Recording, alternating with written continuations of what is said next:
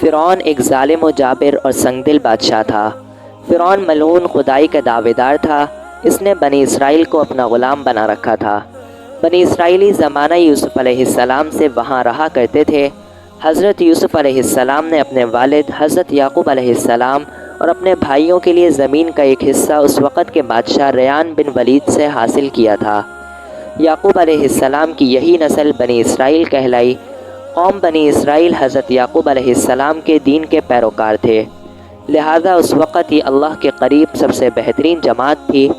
انہوں نے فرعون کی اطاعت کرنے اور اس کے آگے جھکنے سے انکار کر دیا، جس کی وجہ سے فرعون اور اس کے سپاہی بنی اسرائیل پر ظلم و ستم کے پہاڑ ڈھاتے۔ بنی اسرائیلیوں کا کہنا تھا کہ فرعون جلد ہی اپنے انجام کو پہنچے گا۔ ایک روز معمول کے مطابق لوگ اپنے اپنے کاموں میں مصروف تھے۔ سورج ڈوب چکا تھا اور معمول کے مطابق ہر سو اندھیرا چھا گیا۔ سناٹا اس قدر کہ رات کی تاریکی کا ایک الگ ہی منظر تھا۔ اس گہری رات میں مصر کا بادشاہ فرعون خواب دیکھتا ہے کہ شام کی طرف سے آگ آئی اور اس آگ نے ہر شے کو جلا کر راکھ کر دیا۔ اس آگ نے جہاں ہر چیز راکھ کر کے فنا کر ڈالی، وہیں بنی اسرائیل اس آگ سے مکمل طور پر محفوظ رہے۔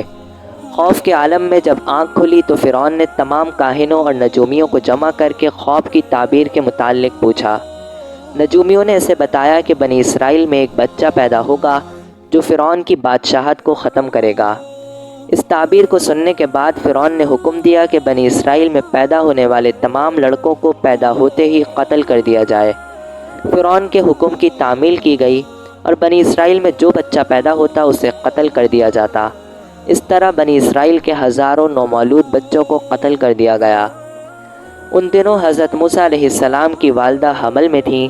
اللہ نے ان کی حفاظت کی اور ایسا پردہ ڈالا کہ ان پر معمول کے مطابق حمل کے آثار ظاہر نہ ہوئے اور آپ بالکل عام عورتوں کی طرح دکھتیں، جس کی وجہ سے آپ فرعون کی چھوڑی ہوئی دائیوں کی نگاہ میں نہ آئیں۔ یہ بات چھپی رہی حتیٰ کہ پیدائش کا وقت آن پہنچا۔ انہوں نے ایک خوبصورت بچے کو جنم دیا جس کے متعلق سوائے قریبی لوگوں کے کسی کو کان و کان خبر نہ ہوئی۔ حضرت موسیٰ علیہ السلام کے والدین سخت پریشان تھے۔ 3 ماہ تک انہوں نے موسیٰ علیہ السلام کو چھپا کر رکھا، لیکن زیادہ عرصے تک بچے کو شاہی جاسوسوں سے چھپا کر رکھنا ناممکن تھا۔ اللہ نے حضرت موسیٰ علیہ السلام کی والدہ کے دل میں یہ بات ڈالی کہ تابوت کی طرح ایک صندوق بنایا جائے اور بچے کو صندوق میں رکھ کر دریائے نیل میں بہا دیا جائے۔ چنانچہ انہوں نے اللہ کے حکم کے مطابق ایسا ہی کیا اور اپنی بیٹی سے بولیں تم چلی جاؤ اور دیکھنا یہ صندوق کہاں تک جاتا ہے۔ صندوق بہتا ہوا محل کے تالاب میں پہنچ گیا۔ وہاں فرعون کی ملکہ اور کنیزیں موجود تھیں۔ انہوں نے جب صندوق کو دیکھا تو ملکہ نے حکم دیا جا کر صندوق اٹھا لاؤ۔ جب صندوق لایا گیا اور کھولا گیا تو اس میں ایک نومولود بچے کو دیکھ کر فرعون کی بیوی کی ممتا جاگ اٹھی اور شفقت و محبت سے بچے کو گود میں لے لیا اور سوچا اسے اپنا بیٹا بنا کر پالا جائے۔ محل میں کسی نے خدشہ ظاہر کیا کہ یہ بچہ بادشاہ اور اس کی سلطنت کو ختم کر سکتا ہے۔ فرعون کو بھی یہ خیال آیا کہ کہیں یہ بچہ بنی اسرائیل کا وہ بچہ نہ ہو جس کے متعلق پیشن گوئی ہے کہ وہ بادشاہ اور اس کی سلطنت کو ختم کرے گا۔ اس پر فرعون کی بیوی بولی ہو سکتا ہے یہ ہماری آنکھوں کی ٹھنڈک بنے۔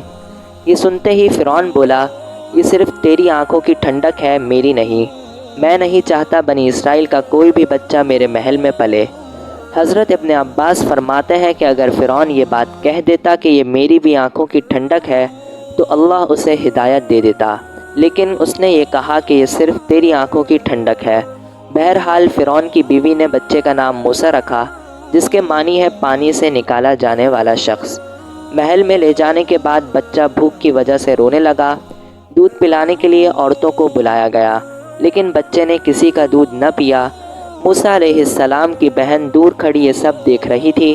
اس نے ملکہ کے پاس جا کر کہا میں ایسی خاتون کے متعلق جانتی ہوں جو بہت ہی نیک اور پرہیزگار ہے، وہ انتہائی غریب گھرانے سے تعلق رکھتی ہے، وہ اس بچے کو بخوشی دودھ پلانا قبول کریں گی۔